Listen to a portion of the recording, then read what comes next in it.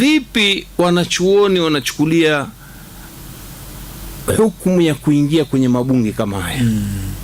Hapa tukiangalia uhalisia wa kauli za wanachuoni, kuna ambao wamegawanyika katika hawa wanachuoni wetu wa Ahlusunna, ndio tunazungumza. Ndio. Katika masala haya wanasema kweli haifai, na kuna wengine wanasema haifai kuingia mutlaka, haifai kabisa.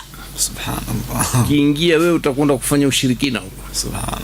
Unaona Na ukiangalia kweli, kwa sababu unakwenda kujisuta mwenyewe. Ukiingia wewe ni mbunge, siku ya kwanza uanza kuapishwa kwa jina la jamhuri, halafu umeshikana msaafu na kusuta sasa.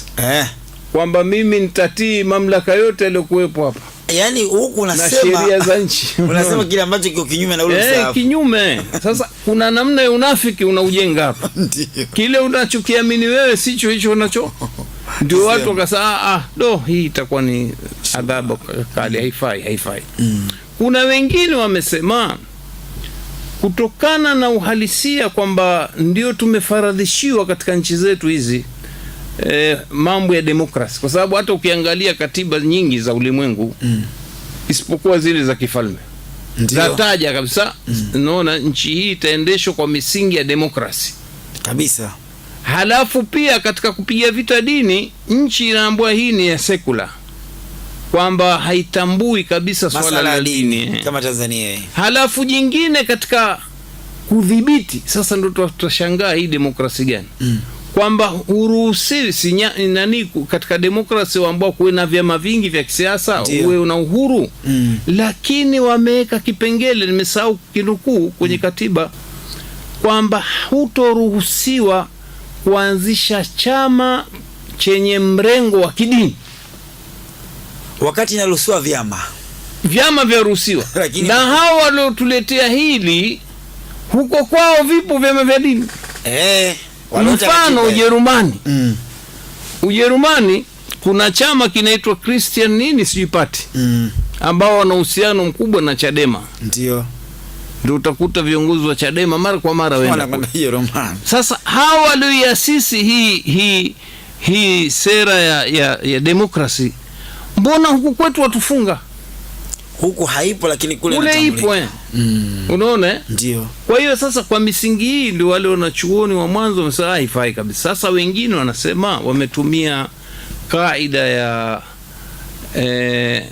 irtikabu akhafu dararaini, au kaida tu maslaha. Ndio. Kwamba sasa kama sisi hatuendi kabisa kule ndani ya mabunge, kutaletwa shari nyingi sasa, na zitakuwa zitakabiliana. Angalau kuwe na watu wenye uelewa wa Uislamu wende wakazuie hizo shari, tupate shari nafuu. Unaona? Ndio. Na hii ni kauli za wanachuoni wakubwa. Tusione kwamba eti haya maneno yameletwa na wanaharakati au maikhwani wanaingia. Katika wanachuoni wakubwa waliohalalisha hili kwa msingi huu ni mwanachuoni Sheikh Muhammad Nasiruddin Albani. Kama ikiwa si kama ameruhusu hivi, lengo liwe kama mnakwenda kuzuia shari. Hivyo Sheikh Muhammad Saleh Al-Uthaymeen kazungumza hivyo. Na kuna wanachuoni wengi wameona kwamba kwa hali kama hii inafaa. Ila sisi msimamo wetu tumeshika ule msimamo wa kwamba haifai. Na hii hasa kutokana na hali iliyojitokeza huko nyuma, kulikuwa na uhasama mkubwa wa vyama, na huko mpaka leo kabisa.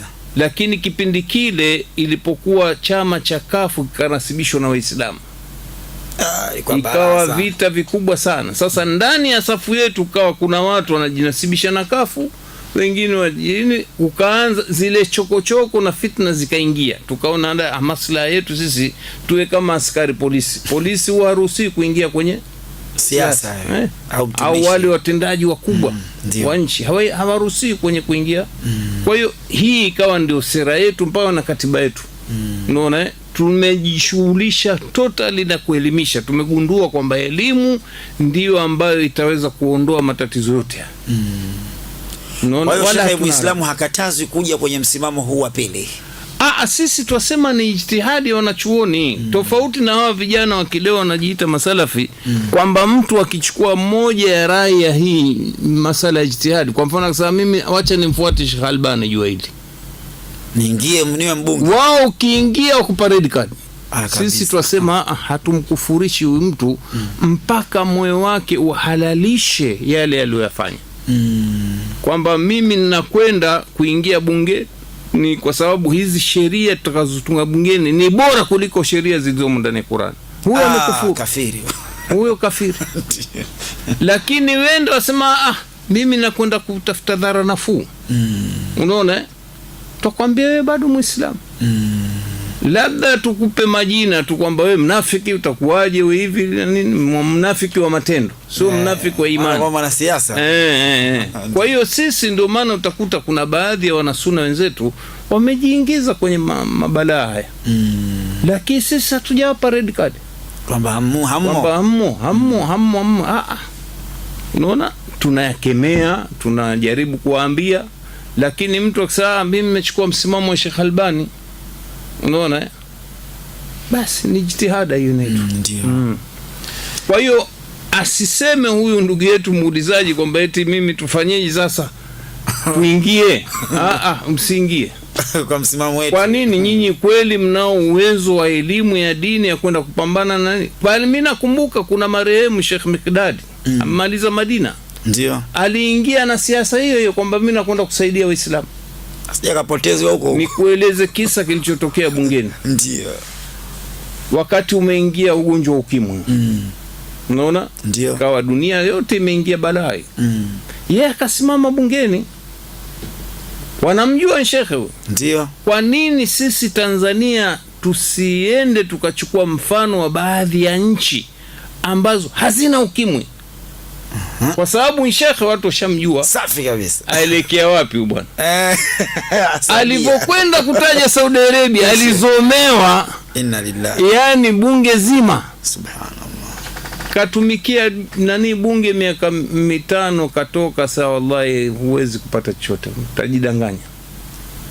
Maana aliokuwa kafariki, Mungu amrehemu maskini. Subhanallah. Lakini sasa wangapi waliingia wameharibikiwa? Wanapotezwa huko. Angalia Algeria, walikamata wao bunge kwa wingi wa wanachama wa kile chama chao kile. Subhanallah. Jaba nini sio naita. Ambao walifanya kampeni za juu kwa kutumia Uislamu. Chama kikaingia. Kikaingia, kilichukua hata wiki 2. Subhanallah. Pindu tiwa ndani. Jeshi limekamata. Subhanallah. Kwa hiyo ni kujidanganya.